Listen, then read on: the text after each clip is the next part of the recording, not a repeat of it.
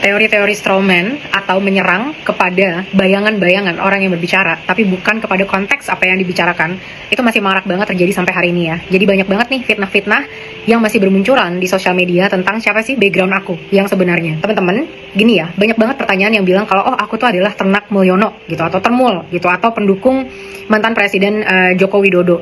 Kemana aja aku selama 10 tahun ini kok nggak bisa bicara, selama ini tiba-tiba hari ini muncul gitu ya. Nah, teman-teman, aku ini bukan anak siapa-siapa, bukan orang yang lahir dengan privilege khusus sehingga hidupku tuh bisa enak-enak aja dan tiba-tiba ngurusin masalah-masalah masyarakat. 10 tahun terakhir, berarti aku masih berumur 23 tahun sampai hari ini. Kemana aja aku membangun hidup 2 kali di 2 negara yang berbeda. Pertama di Kuala Lumpur, kedua di Denmark. Asal kalian tahu aja ya, waktu aku pindah dan dapat kerja di Kuala Lumpur, aku tuh bahkan gak bisa bayar tiket pesawat dan gak bisa nyewa apartemen. Pertama kali aku pindah, yang bayarin tiket pesawat aku dan ngebayar aku 3 juta karena aku ngelatih debat adalah dari Universitas Sumatera Utara.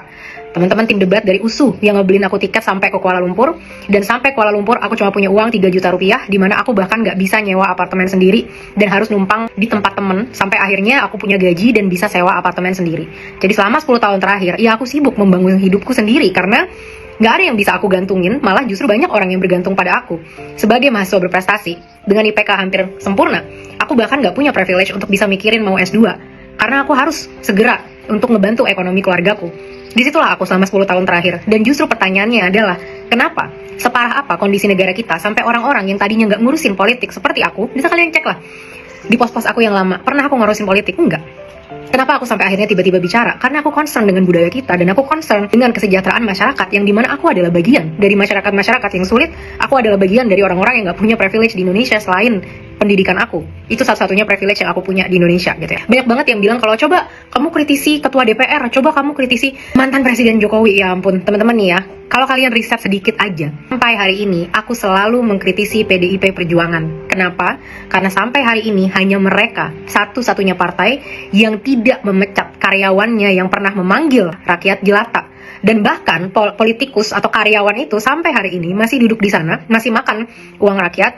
Yang aku pertanyakan, di mana empati dan rasa tanggung jawabnya dia? Bahkan seorang perempuan, mantan karyawan kita, Mbak Saraswati, dengan legowo dia mengundurkan diri dan bersifat dengan sangat kesatria gitu. Dan sampai hari ini yang aku kritisi selalu PDIP Perjuangan. Jadi kenapa sih harus selalu yang diserang itu bayangan aku siapa, aku anak siapa, aku istri siapa? Ini juga salah satu budaya yang sangat seksis ya di Indonesia. Coba kalian lihat Ferry Irwandi, Jerome Pauline, Andovi dan lain sebagainya. Ada nggak yang nanya kepada mereka itu suaminya siapa? Mereka tuh anak siapa? Enggak. Kenapa? Karena mereka laki-laki.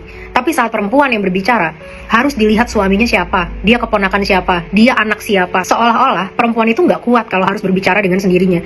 Kita perempuan juga kuat, perempuan juga bisa bersuara kok, dan kita nggak harus datang dari background siapapun untuk bisa membela keadilan masyarakat. Nah, kita pun manusia yang punya nurani dan empati dan hati yang kalau kita melihat ketidakadilan, kita pun akan marah gitu. Jadi ini seksis banget ya untuk dilihat suami aku tuh siapa, kerja apa, di belakang aku tuh ada siapa. Nggak ada siapa-siapa selain Tuhan di belakang aku.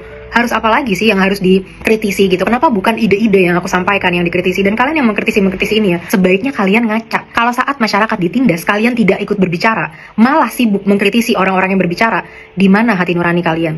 Siapa yang sebenarnya kalian ingin bela di sini? Terlalu banyak lah, maksudnya konspirasi yang mengatakan kalau agency IA lah, LGBT aktivis lah, provokator lah, dan lain sebagainya. Sekarang ingat ya, burden of proof atau beban pembuktian itu ada di orang-orang yang menuduh, bukan di orang yang tertuduh. Jadi kalau mereka mau menuduh aku adalah antek-anteknya mantan Presiden Jokowi, mereka yang harus membuktikan apa buktinya aku adalah antek-antek dari mantan Presiden Jokowi. Apa buktinya? Sampai hari ini belum ada keuntungan yang aku dapatkan dari sini selain jadi narasumber di media. Berapa biayanya? Paling 1,5 juta yang aku dapat sampai hari ini. Tapi apa yang aku resikokan? Kenyamanan, keamanan hidupku, bahkan mungkin nyawa sekalipun yang aku pertaruhkan saat aku menentang perilaku-perilaku tidak adil yang dilakukan oleh orang-orang yang berkuasa yang sangat kaya raya itu. Jadi, burden of proof-nya adalah di mereka, bukan di aku. Tuduhan itu akan selalu datang, teman-teman, setiap hari. Karena yang mereka serang itu adalah bayang-bayang, bukan ide aku. Tapi aku tuh adalah siapa, dan lain sebagainya yang nggak akan pernah ada orang yang tahu dan nggak akan habisnya debat itu. Tapi kalau aku ketarik ke sana dan membahas masalah-masalah ini, yang ada hanyalah apa? Konsentrasi dan energi aku yang terbatas akan habis untuk klarifikasi, dibandingkan untuk memperjuangkan apa yang memang sudah kita sampaikan kepada karyawan-karyawan kita. Untuk yang memfitnah-fitnah ya, buktikan aja kalau memang bisa. Dan kalau mau dibawa ke ranah hukum, nanti aku bisa tunjuk kok pengacara yang mungkin mau volunteer untuk bisa membuktikan ini secara hukum. Kalau diajak debat-debat untuk membuktikan aku ternak Mulyono atau enggak, aku nggak ada kepentingan untuk debat-debat seperti itu. Aku tidak pernah berdebat kecuali sedang di lomba debat. Karena nggak ada gunanya kita debat kalau kita nggak lagi di lomba debat. Yang ada kita mendingan diskusi, menemukan solusi yang terbaik. Oke teman-teman, kita rapatkan lagi barisannya. Gak usah lah kita ke bawah-bawah dengan narasi-narasi yang gak jelas juntrungannya, dan mereka enak asal nuduh, ngeluarin tanpa ada bukti, langsung disebar kemana-mana. Sementara itu ngebuat apa? Ngebuat posisi dan image aku hancur gitu kan, sehingga apa yang aku sampaikan gak meter lagi. Dan gak apa-apa kalau memang itu pun yang dimauin sama teman-teman semua, it's okay. Oke, aku nggak akan bersuara ke situ. Terus siapa nanti yang akan mengawal? Siapa yang nanti akan bersuara? Siapa yang akan bisa menahan intimidasi dan lain sebagainya yang terjadi? Kalau setiap orang yang berbicara harus selalu kita pertanyakan mereka itu siapa.